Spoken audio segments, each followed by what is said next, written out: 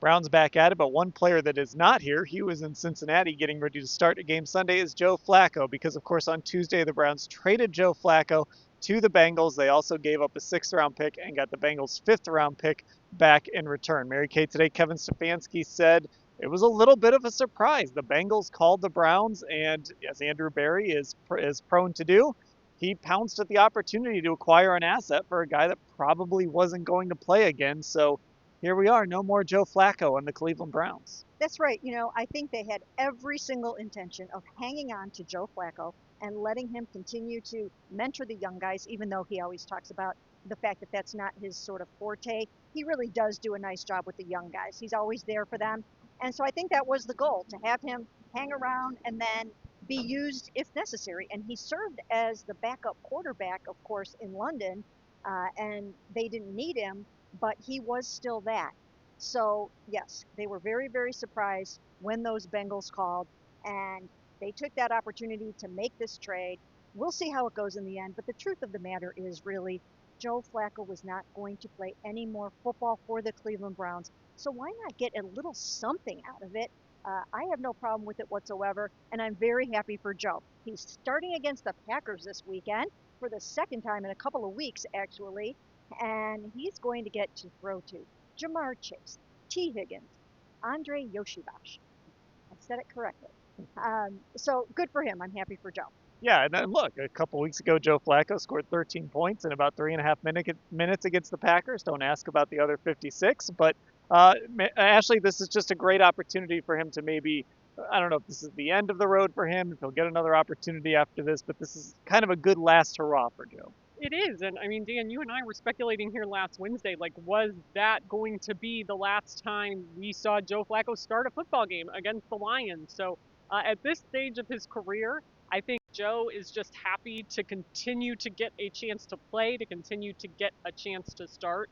And it's, I think, not surprising then that, as Mary Kay reported, even though he didn't ask to be traded, that he probably welcomed this opportunity with open arms. So, of course, that means we turn our attention to the backup position because Joe Flacco is no longer there. And Kevin Stefanski today did not name Shedeur Sanders his backup quarterback. He also did not name Bailey Zappe his backup quarterback. He just declined to name anyone his backup quarterback. He's gonna let the week play out. And today in practice, they continued with the 2 spotting. Dillon Gabriel worked by himself with the first team.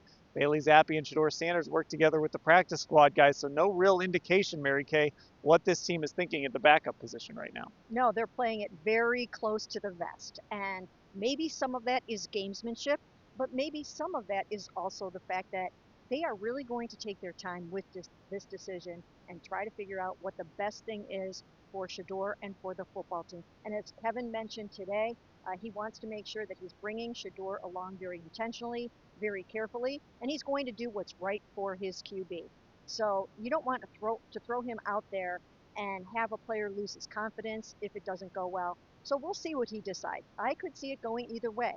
I actually think that they probably should leave Bailey, bring Bailey up, sign him off the practice squad, and let him be the number 2 this week, just because I have a lot of different reasons for that, and I'm working on a column about it.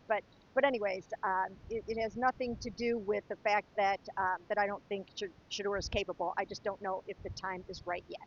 Yeah, I mean, part of this, Ashley, has been the Browns have sort of stuck to this process. Now, obviously, the NFL has upended a lot of the process, but a big part of that is Shedeur is coming along. Maybe he's not quite ready to be the starting quarterback or be the guy who's a play away. I guess we're going to find out for real what they think on Sunday. Yeah, and look, I mean, we talk about that backup quarterback job all the time, and it's a very unique job. I don't think there's another one like it in the NFL.